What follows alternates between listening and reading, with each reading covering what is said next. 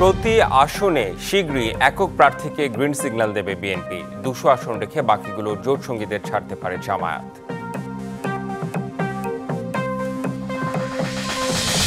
গাজামুখী flotilla যাত্রা বিশ্ববাসীকে আরও সচেতন করবে মত বিশ্লেষকদের। ফ্লোটিলার যাত্রায় বাধা দেওয়ার নিন্দা পররাষ্ট্র মন্ত্রণালয়ের।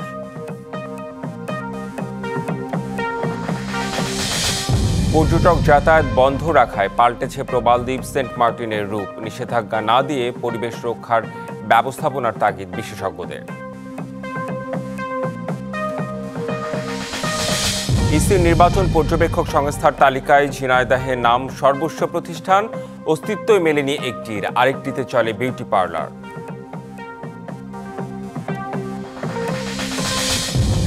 বিরোধ ও দ্বন্দ্বের জেরে নেত্রকোনায় বাড়ছে সহিংসতা ও প্রাণহানি। কয়েক মাসে নিহত অন্তত 10, আতঙ্কিত সাধারণ মানুষ।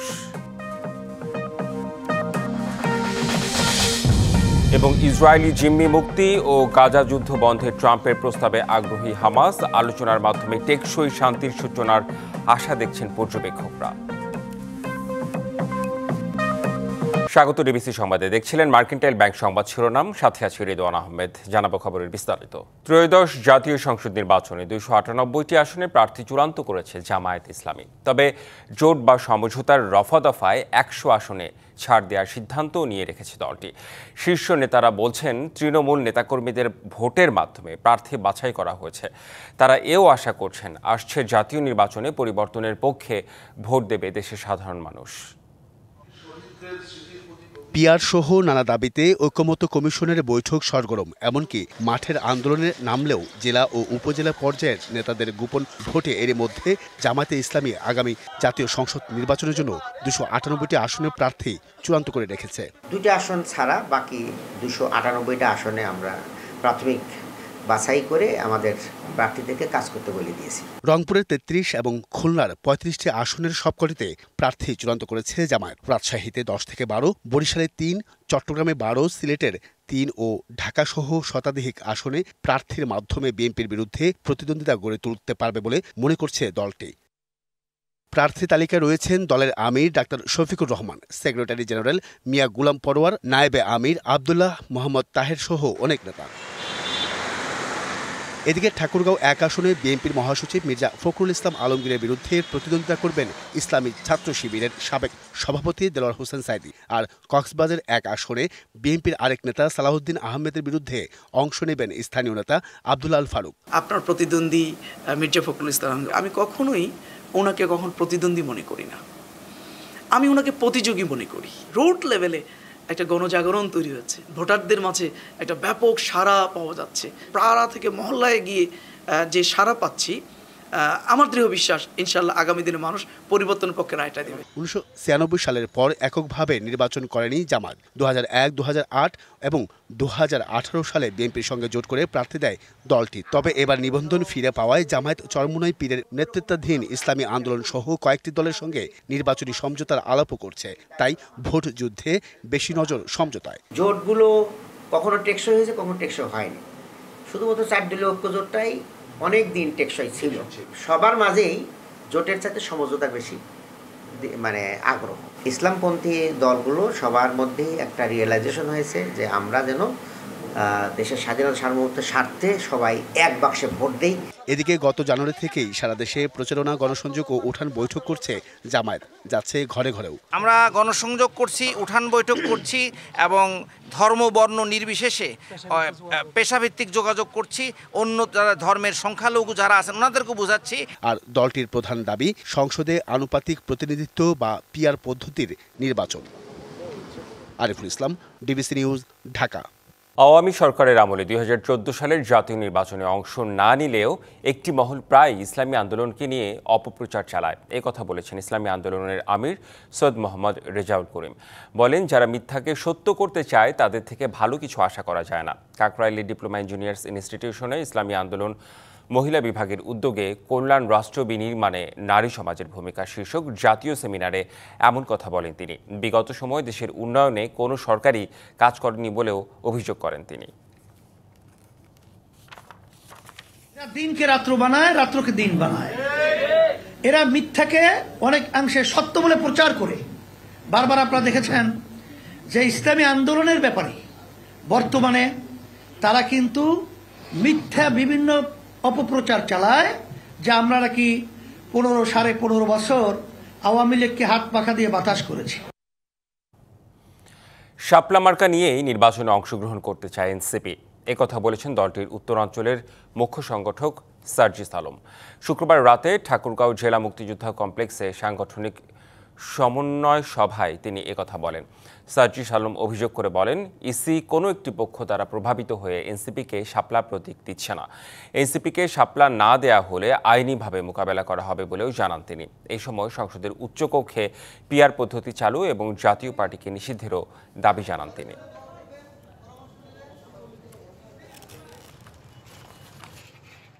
আমরা একদম স্পষ্টভাবে দেখতে পাচ্ছি যে নির্বাচন কমিশন নিশ্চয়ই কোনো একটা পক্ষ বা শক্তির দ্বারা প্রভাবিত হয়ে আমাদেরকে শাপলা না দেওয়ার ক্ষেত্রে স্বেচ্ছাচারিতা করছে। কিন্তু যেহেতু আইনগতভাবে কোনো বাধা নেই, এনসিপি মার্কা যদি হয় শাপলাই হবে এবং আমরা শাপলা মার্কা দিয়ে আগামী নির্বাচনে অংশগ্রহণ করতে চাই। গাজামুখী ফ্লোটিলা যাত্রা বিশ্ববাসীকে আরও সচেতন করবে এবং বাংলাদেশ থেকেও এর পূর্ণ সমর্থন জানানো উচিত বলে মনে করেন মানবাধিকার কর্মী ও আন্তর্জাতিক সম্পর্ক বিশ্লেষকরা। এদিকে ফ্লোটিলার যাত্রায় বাধা দেয়া নিন্দা জানিয়েছে পররাষ্ট্র মন্ত্রণালয়।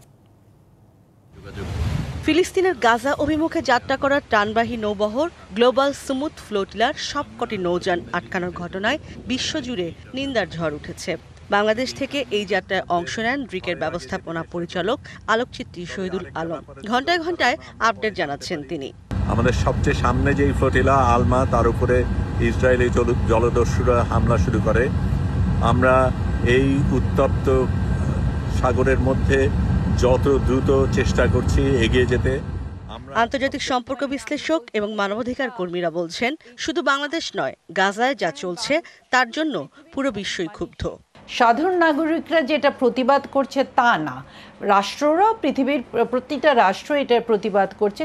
সেখানে আমরা দেখছি যে আমাদের পররাষ্ট্র মন্ত্রণালয়ও এটার প্রতিবাদ জানিয়েছে এবং সেটাই আমরা সবসময় প্যালেস্টাইনের পক্ষে দাঁড়িয়েছি, ইসরায়েলে এবং এই জেনোসাইডের বিরুদ্ধে আমাদের খুব সুস্পষ্ট একটা স্ট্যান্ডও ছিল। সো সেটারই এটা আমি বলবো স্টেটমেন্টটা বহিঃপ্রকাশ। আমাদের রাষ্ট্র, সরকার এবং সচেতন জনগণ কিন্তু প্যালেস্টিনিয়ানদের পক্ষে কথা বলেছে। সুমুদ ফ্লোটিলা যে ইসরায়েলিরা ইন্টারসেপ্ট করেছে, এটা আসলে আন্তর্জাতিক সব ধরনের আইন লঙ্ঘন করা। কেন ওখানে ত্রাণ নিয়ে যাওয়ার জন্য ওনারা গেছেন, আরেকটা হলো সচেতনতা বাড়াবার জন্য। তো বাংলাদেশের সচেতনতার জন্য এবং আমাদের জনমতের তো আসলে আছেই গাজার পক্ষে, মানে গাজার ন্যায় বিচারের পক্ষে। তো এই কাজটা করতে থাকতে হবে যতদিন না ইসরায়েলিরা তাদের জেনোসাইড বন্ধ করে। এদিকে নৌযান আটকে দেয় আনুষ্ঠানিক প্রতিবাদ জানিয়েছে বাংলাদেশ। ইশরাত জাহান উর্মি, ডিবিসি নিউজ, ঢাকা। পাল্টে গেছে প্রবালদ্বীপ সেন্ট মার্টিন দ্বীপের চিত্র। পর্যটক যাতায়াত বন্ধ রাখায় স্বাভাবিক রূপে ফিরেছে প্রকৃতি। সামনের মাসে পর্যটকদের জন্য উন্মুক্ত হলেও পরিবেশ রক্ষায় কঠোর থাকার কথা বলছে প্রশাসন। আর পর্যটনে নিষেধাজ্ঞা না দিয়ে পরিবেশ রক্ষার ব্যবস্থাপনার তাগিদ বিশেষজ্ঞদের। সেন্ট মার্টিন দ্বীপ ঘুরে এসে রিপোর্ট করেছেন মনিরুল সোহাগ, ছবি তুলেছেন রফিকুল ইসলাম।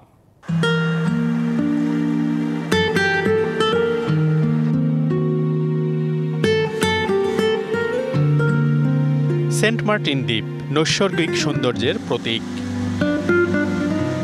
এই সৌন্দর্যের হাতছানিতে যেখানে ছুটে যান ভ্রমণ পিপাসুরা। কিন্তু গত 8 মাস ধরে এই প্রবালদ্বীপের সৌন্দর্য উপভোগের সুযোগ পাননি পর্যটকরা, কারণ দ্বীপের পরিবেশ ও প্রকৃতি সংরক্ষণ। সরেজমিনে সেপ্টেম্বরের মাঝামাঝিতে দেখা গেছে এই দ্বীপের ভিন্ন চিত্র। শুনশান নীরব দ্বীপের অন্যতম সৌন্দর্য কেয়া গাছ। সারি সারি এই বাগানে আছে পাকা ফলও। সাগর তীরে বালুতে খেলছে নানা প্রাণ। কোরাল দ্বীপেও মনের আনন্দে ঘুরে বেড়াচ্ছে পরিযায়ী পাখি। দ্বীপের ফাঁকা বিচে খেলছে শিশুরা, নেই কোলাহল, নেই ব্যস্ততাও। সেন্ট মার্টিনের হারানো রূপ ফেরায় খুশি স্থানীয়রাও। এটা বন্ধ করার পরে পুরো পরিবেশের উন্নতি মোটামুটি হয়েছে। আমরা পরিবেশের রক্ষার জন্য সচেতন আছি। জলবায়ুর পরিবর্তনের দিক থেকে যেভাবে প্রোটেক্ট দেওয়ার আছে এভাবে যদি প্রোটেক্ট না দিই পরিবেশকে আমরা রক্ষা করার মতো আমাদের কোনো ক্ষমতা নাই। তবে পরিবেশ রক্ষার উদ্যোগে পর্যটক যাতায়াত বন্ধ থাকায় বিপাকে স্থানীয় বাসিন্দা ও ব্যবসায়ীরা। গত বছর আমাদের অনেক টাকা লস, কারণ আমাদের মেন হলো দোকান ভাড়া হলো বেশি, আমাদের প্রায় 3 লাখ টাকার উপর দোকান ভাড়া, কারণ বিলও বেশি। এখানে পর্যটক ব্যবসার সাথে আমরা জড়িত, আমাদের ব্যবসা একটাই, আমাদের অন্য কোনো ব্যবসা নাই, আমাদের বাইরে কোনো ব্যবসা নাই। 9 মাসের মাথায় 1 নভেম্বর সেন্ট মার্টিন দ্বীপ উন্মুক্ত করে দেয়া হচ্ছে পর্যটকদের জন্য। পরিবেশের রক্ষার ব্যাপারে আমরা একটা ভালো ভূমিকা নিতে পেরেছি বলে মনে করি, যে এখানে প্রাকৃতিকভাবে যেই বিপর্যয়ের সম্মুখীন হচ্ছিল সেগুলো আস্তে আস্তে রিভাইভ হয়ে আসতেছে। সারা বছর খুব কঠোর ছিলাম, যার কারণে কোনো প্রবাল বা কাটা কিংবা কোনো ধরনের বালি, সমুদ্র থেকে বালি উত্তোলন কিংবা ওখানে কোনো প্রাকৃতিক বিপর্যয় এরকম কোনো সরঞ্জামের ব্যবহার আমরা করতে দেইনি।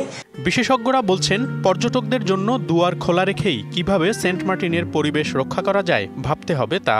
আমাদেরকে নতুনভাবে চিন্তা করতে হবে কিভাবে ট্যুরিস্টদের গমনাগমন খোলা রেখে সেন্ট মার্টিন দ্বীপের বাস্তব সংস্থানকে সমুন্নত রাখা যায়, পরিবেশকে ভালো রাখা যায়। সেন্ট মার্টিন দ্বীপের আয়তন প্রায় 8 বর্গ কিলোমিটার, দেশের একমাত্র প্রবাল দ্বীপও এটি। সেন্ট মার্টিন দ্বীপের প্রাকৃতিক পরিবেশ ফিরিয়ে আনার জন্য পর্যটক নিয়ন্ত্রণ সহ সরকারের নেয়া নানা পদক্ষেপে এরই মধ্যে বেশ কিছু সুফল মিলছে।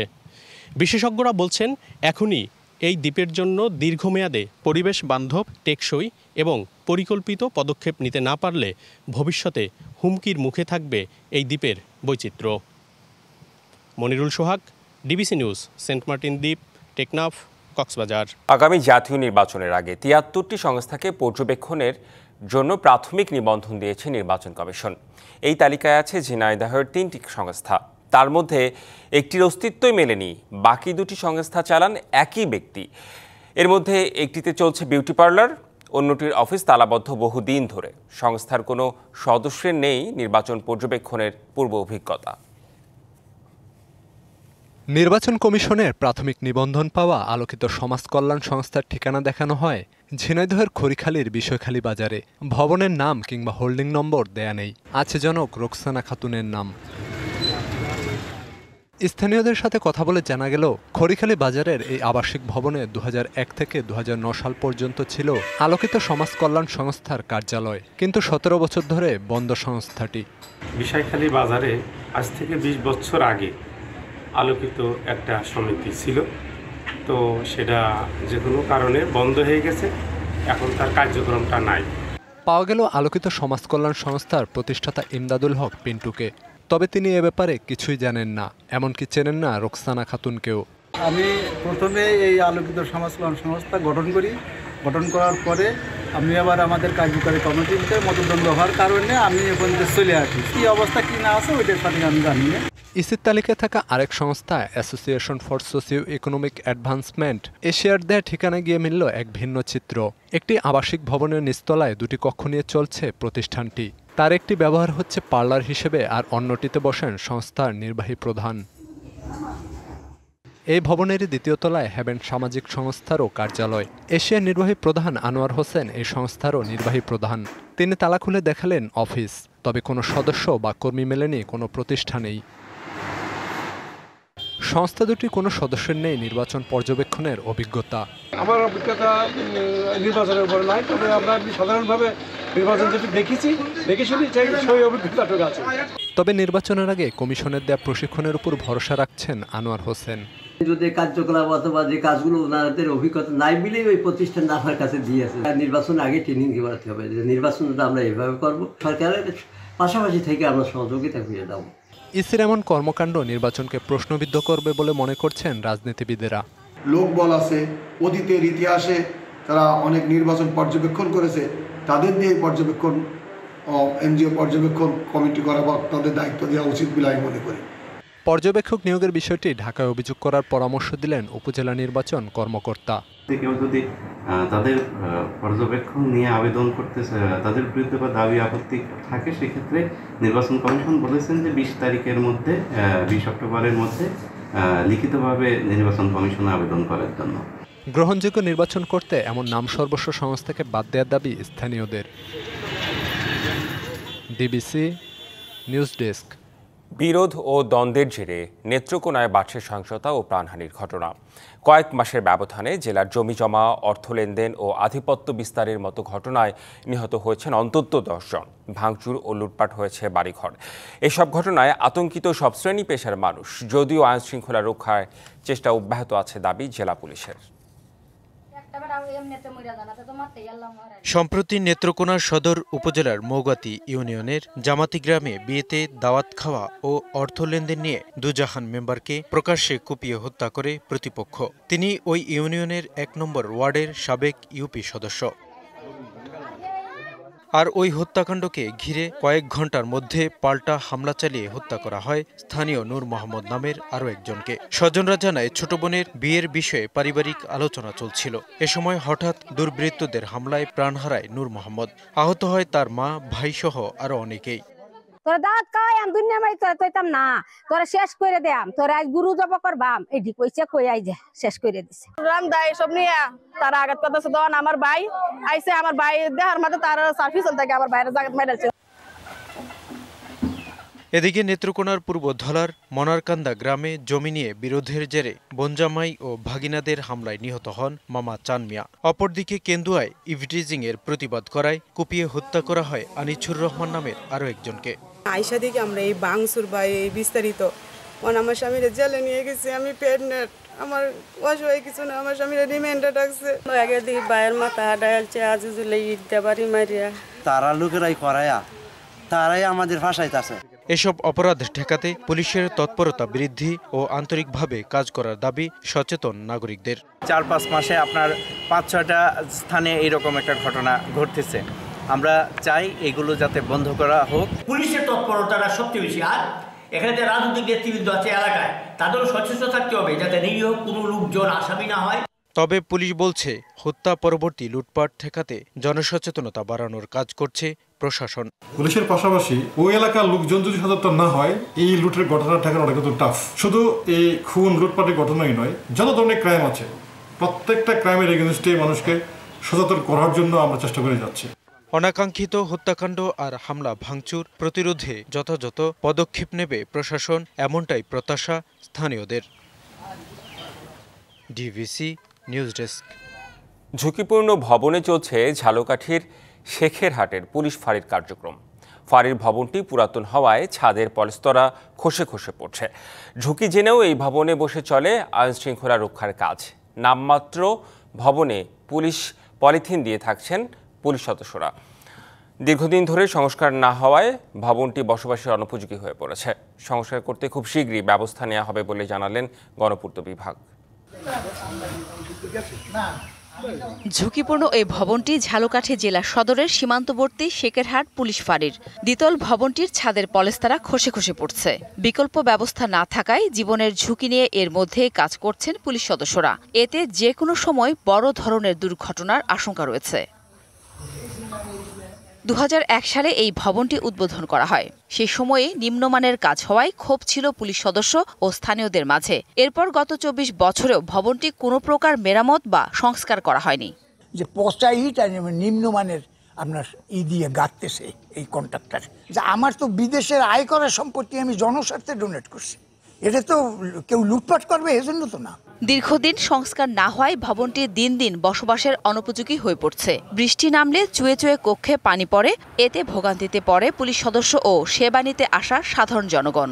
এখানে বৃষ্টি পড়ার আগে, বাইরে পড়ার আগে আমাদের মাথার উপর পড়ে এবং ঝরঝরা করে বালু চোখের পরে আমরা তিরিফল বা পলিথিন দিয়ে আমরা রাত্রি যাপন করতে আসি। এটা অনেক বয়স হয়েছে, যে কোনো সময় অ্যাক্সিডেন্ট করতে পারে।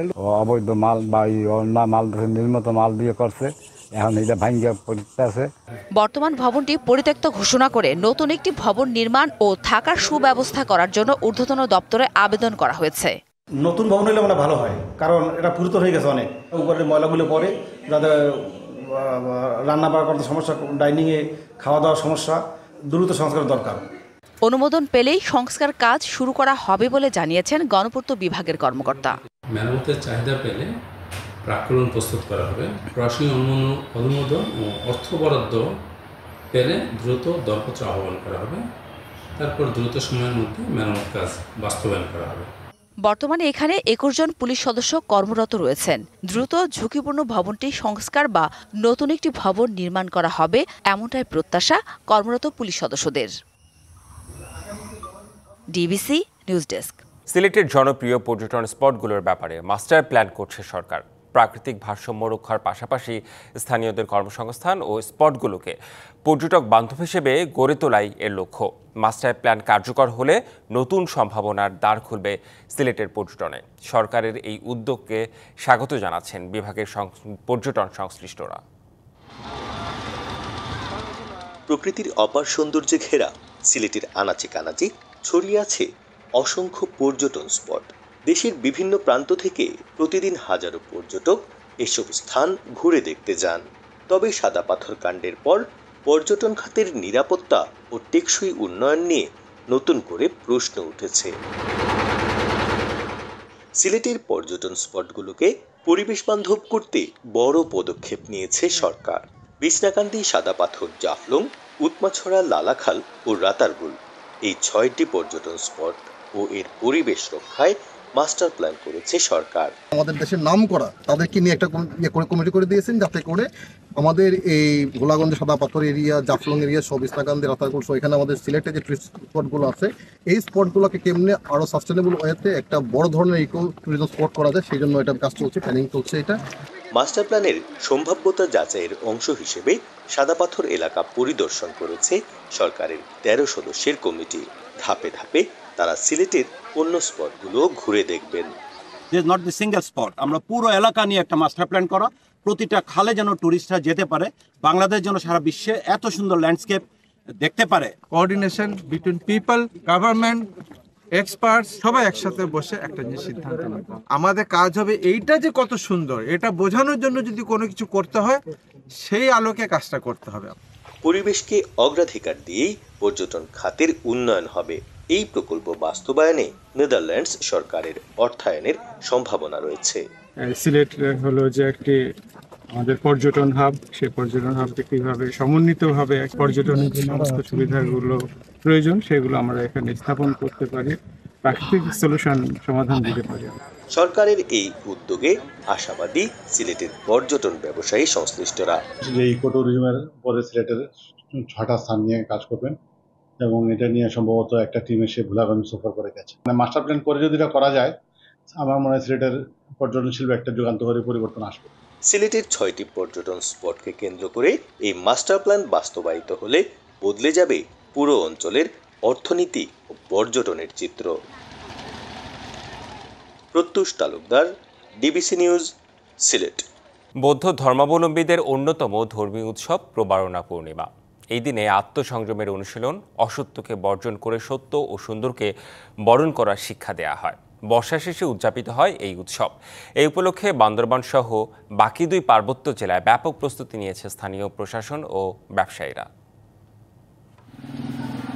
রবিবার থেকে পাহাড়ে শুরু হচ্ছে মারমা সম্প্রদায়ের প্রবারণা পূর্ণিমা উৎসব। আষাঢ়ী পূর্ণিমা থেকে 3 মাস বর্ষাব্রত পালনের পর আসে প্রবারণা পূর্ণিমা। এই পূর্ণিমা তিথিতে বৌদ্ধ ভিক্ষুরা নিজের অপরাধ বা পাপ স্বীকার করে পরিশুদ্ধ হন। প্রবারণাকে কেন্দ্র করে বান্দরবনের বিভিন্ন পল্লীতে এখন উৎসবের আমেজ। নানা রঙে সেজেছে পাহাড়ের বিহারগুলো। বরাবরের মতোই অন্যতম আকর্ষণ হিসেবে থাকছে ফানুস উড়ানো এবং মহামঙ্গল রথযাত্রা। আমরা প্রত্যেক বছর 3-4 বন্ধু মিলে ফানুস বানিয়ে থাকি। এই প্রবারণা পূর্ণিমায় সবচেয়ে বড় ফানুস আমরাই বানাচ্ছি, আর এটা বানাইতে সময় লাগবে 3 থেকে 4 দিন। এটা শহর প্রদক্ষিণ করে তারপর নদীতে আমরা এটা বিসর্জন দিয়ে দিব। সাথে সাথে আমরা এগুলো রং বেরঙের প্রদীপগুলো আমরা ওখানে বিসর্জন দিব। এদিকে প্রবারণা পূর্ণিমা ঘিরে প্রশাসনের পক্ষ থেকে জোরদার করা হয়েছে নিরাপত্তা ব্যবস্থা। যে সকল স্থানে এই প্রবারণা পূর্ণিমা অনুষ্ঠিত হবে, আমরা সেখানে ফিক্সড আমাদের পুলিশ দল, টহল দল থাকবে। সার্বিক নিরাপত্তা ব্যবস্থা আমাদের এখানে বান্দরবান জেলা পুলিশ জোরদার করবে। বান্দরবানের উৎসব উদযাপন পরিষদের সভাপতি জানান, প্রবারণা পূর্ণিমা উপলক্ষে প্রতি বছরের মতো এবারও নেওয়া হয়েছে বিভিন্ন কর্মসূচি। প্রস্তুতি প্রায় শেষ পর্যায়ে আইন শৃঙ্খলা বিষয়ে আমাদেরকে জেলা প্রশাসক মহোদয়, এসপি মহোদয় আমাদেরকে আশ্বস্ত করেছেন, ওনারা আইন শৃঙ্খলা রক্ষা ব্যাপারে ওনারা সজাগ আছেন। মঙ্গলবার সাঙ্গু নদীতে রথ বিসর্জনের মধ্য দিয়ে শেষ হবে 3 দিনের এই উৎসব। DVC news desk. ইসরায়েলি জিম্মি মুক্তি ও গাজা যুদ্ধ বন্ধে ট্রাম্পের প্রস্তাবে আগ্রহ দেখিয়েছে হামাস। এদিকে তার প্রস্তাবে আংশিক রাজি হওয়ার সিদ্ধান্তকে স্বাগত জানিয়েছেন মার্কিন প্রেসিডেন্ট ডোনাল্ড ট্রাম্প। ফিলিস্তিনিদের স্বাধীনতাকামী সংগঠনটি স্থায়ী শান্তির জন্য প্রস্তুত বলেও আশাবাদ ব্যক্ত করেন তিনি। রবিবার পর্যন্ত হামাসকে 20 দফা শান্তি পরিকল্পনা মেনে নিতে সময়সীমা বেঁধে দিয়েছিলেন মার্কিন প্রেসিডেন্ট। হুঁশিয়ারি দেন, সম্মত না হলে নরক নেমে আসবে গাজা জুড়ে। ট্রাম্পের প্রস্তাবে রয়েছে সব জিম্মির মুক্তি, ইসরায়েলি বাহিনীর ধাপে ধাপে প্রত্যাহার, হামাসের নিরস্ত্রীকরণ, মানবিক সহায়তার নিশ্চয়তা, স্বাধীন ফিলিস্তিনি প্রশাসন গঠন। কয়েক ঘন্টা পরে হামাস এক বিবৃতিতে আংশিকভাবে প্রস্তাব মেনে নেওয়ার ঘোষণা দেয়। বিবৃতিতে বলা হয়, সব জিম্মিকে মুক্তি দিতে রাজি আছে হামাস, তবে প্রস্তাবের কয়েকটি গুরুত্বপূর্ণ শর্ত নিয়ে আরও আলোচনার দাবি জানিয়েছে তারা। পর্যবেক্ষকরা বলছেন, এই আলোচনার মাধ্যমে দীর্ঘদিনের সংঘাতের অবসান ও একটি টেকসই শান্তির সূচনা হতে পারে। হামাসের এই ঘোষণার পর ট্রাম্প ইসরায়েলকে অবিলম্বে গাজায় বোমাবর্ষণ বন্ধের আহ্বান জানান। নাটোরে বৃষ্টির কারণে বেড়েছে সবজির দাম। শহরের নিচা বাজার এলাকা থেকে আজকের বাজার দর জানাচ্ছেন সহকর্মী পরিতোষ অধিকারী। পরিতোষ, সবজির বাজার দর কেমন দেখছেন আর ক্রেতারা এই বিষয়ে কি বলছেন? আজকে বাজারের সবজির দাম একটু কমেছে। 100 টাকা কেজির যে সকল সবজি রয়েছে সেগুলো কিন্তু 100 টাকাতেই বিক্রি হচ্ছে। যেমন ফুলকপিটা এখানে বিক্রি হচ্ছে 160 টাকা কেজি দরে, ঝিঙে বিক্রি হচ্ছে 100 টাকা কেজি দরে, এছাড়া আলু বিক্রি হচ্ছে 20 টাকা। শুধুমাত্র আলুর দামটাই এখানে সবচেয়ে কম দামে বিক্রি হচ্ছে এই আলু। তাছাড়া পটল 60 থেকে 80 টাকা দরে বিক্রি হচ্ছে। অন্যান্য সবজির দামও কিন্তু প্রায় একই রকম দরে বিক্রি হচ্ছে। এখানে যারা বিক্রেতা রয়েছেন তারা বলছেন যে সরবরাহের ঘাটতি রয়েছে, সরবরাহের ঘাটতির কারণে এই অবস্থার সৃষ্টি হয়েছে। কিন্তু যারা পাইকারি বিক্রি করছেন, যে সকল কৃষকদের সাথে আমার কথা হয়েছে, তারা বলছেন যে অনবরত বৃষ্টি, যে বৃষ্টিটা একেবারে লাগামহীনভাবে বৃষ্টি হয়ে যাচ্ছে, যার ফলে খেতেই সবজির গাছগুলো নষ্ট হয়ে যাচ্ছে, যে কারণে উৎপাদন ব্যাহত হচ্ছে। যেখানে তাদের উৎপাদন হওয়ার কথা ছিল একদিনে 5-10 মণ করে একটা জমিতে, সেখানে 3-4 মণ, 2 মণ এরকম উৎপাদন হচ্ছে, যে কারণে কিন্তু তারা সরবরাহ চেইনটা কিন্তু নষ্ট হয়ে গেছে।